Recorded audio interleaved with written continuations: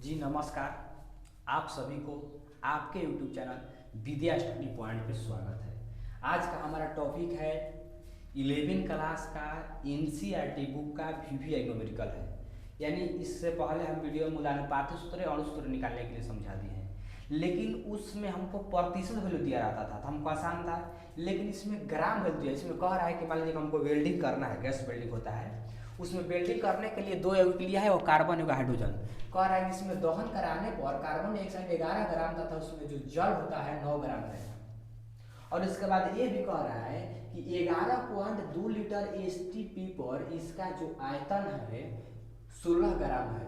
तो आपको मूलानुपाती सूत्र, अणु सूत्र और अणुभार निकालना है। सबसे पहले हम देखेंगे कि यौगिक लिया है दो, वो कार्बन डाइऑक्साइड एगो जल है। तो पहले कार्बन डाइऑक्साइड में आप कार्बन की मात्रा निकालना होगा। तो देखिए कैसे हम निकालते हैं। कार्बन डाइऑक्साइड हमारा है जो, इसमें हमको दिया है 11 ग्राम। कितना? 11 ग्राम। तो जब कार्बन डाइऑक्साइड में 11 ग्राम कार्बन डाइऑक्साइड, इसमें कार्बन कितना परसेंट है, तो सबसे पहले कार्बन के परमाणु द्रव्यमान कितना होता है? 12। और जो यौगिक दिया है कार्बन डाइऑक्साइड, इसका आणविक द्रव्यमान कितना होता है? तो आपको आणविक द्रव्यमान निकालने के लिए हम पिछले वीडियो में बता चुके हैं, आप उसमें जाकर देख लीजिएगा। देखिए कितना होगा, 6 दूनी के 12 और 16 दूनी 32, यानी कि आणविक द्रव्यमान कितना होगा? 44। कार्बन के निकालना होगा तो 12 बाटा में 44 और गुना 11, 11 चौक 44, 4 से 3 बार में। इसका मतलब कि जो आए हमारा 3 ग्राम आ गया। कौन चीज? कार्बन का मात्रा। कार्बन की मात्रा कितना आ गया? 3 ग्राम। अब ध्यान दीजिए, जल में निकालना है तो जल में हाइड्रोजन देखना है आपको, तो हाइड्रोजन के 1 गुना 2 तो 2 हो जाएगा। और बाटा में इसका जल का आणविक द्रव्यमान तो 2 हो गया, कितना हो जाएगा? 16, 16 2 18 हो जाएगा। जल के दिया हुआ कितना ग्राम दिया है? जल देखिए तो कितना ग्राम है? 9 ग्राम। तो 9 से गुना कर दीजिए, 9 दूनी 18, 2 2 कट गया। इसका मतलब इसमें कितना आ गया? 1 ग्राम आ गया, 1 ग्राम। अब ध्यान से देखिए कि सबसे पहले हमको निकालना है मूलानुपाती सूत्र। तो मूलानुपाती सूत्र कैसे निकलेगा? जब हमको मूलानुपाती सूत्र निकालने का एन निकालना होगा। देखिए सबसे पहले हम कार्बन में मोलों की संख्या निकालना है। तो मोलों की संख्या बराबर होता है दिया गया द्रव्यमान बाटा में आणविक द्रव्यमान। तो दिया गया द्रव्यमान कितना द्रव्यमान दिया है? कार्बन में, तो कार्बन का दिया है 3 और बाटा में इसका आणविक द्रव्यमान कार्बन कितना होता है? 12, चढ़ती आई 12, 1/4, 0.25।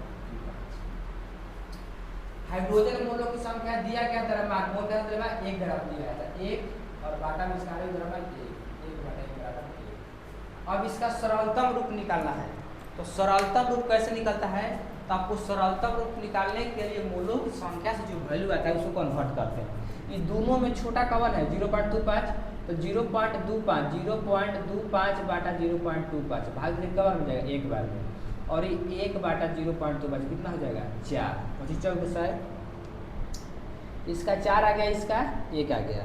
अब मूलानुपाती सूत्र कहता है कि 2 गो यौगिक लिया है, कौन कौन? CH।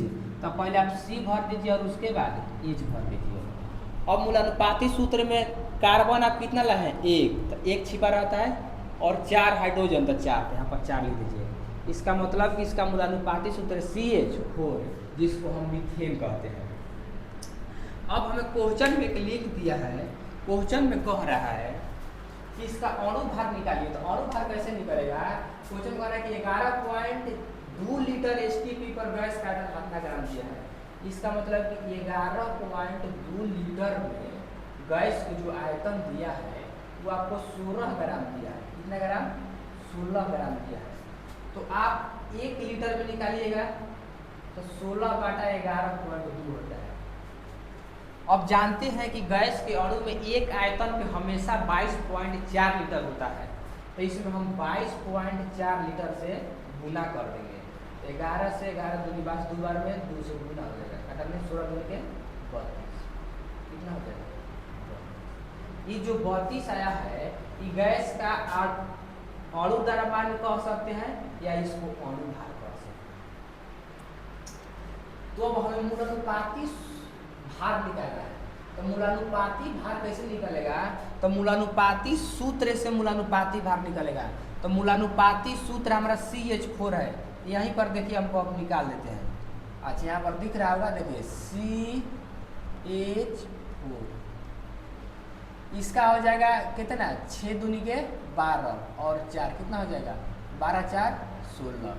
अब n बराबर अणु भार बाटा मूलानुपाती भार। तो अणु भार कितना है? अणु भार आप देखिए, इसमें अणु भार कितना है? 32 और मूलानुपाती भार कितना है? 16। 16 दूनी 32 कितना आ गया? 2। अणु सूत्र बराबर होता है 2 गुना मूलानुपाती सूत्र। तो 2 जेब कितने रहेगा? मूलानुपाती सूत्र आप निकाले हैं, तो ये कहाँ निकले हैं? मूलानुपाती सूत्र देखिए यहाँ पर निकल जाए CH4, अब 2 से गुना कर दिए C2H4। इसका मतलब कि आपका मूलानुपाती सूत्र यहाँ पर पहला आंसर आपका होगा ये, पहला के आंसर आप निकाल दिए। दूसरा अणु सूत्र ये भी निकल गया, और एगो अणु भार निकालना है। देखिए अणु भार एगो यहाँ पर निकाल दिया। इसका मतलब तीनों आंसर आ गया। जय हिंद, जय भारत। अब हमारे वीडियो में बने रहिए, इसी तरह आपको नया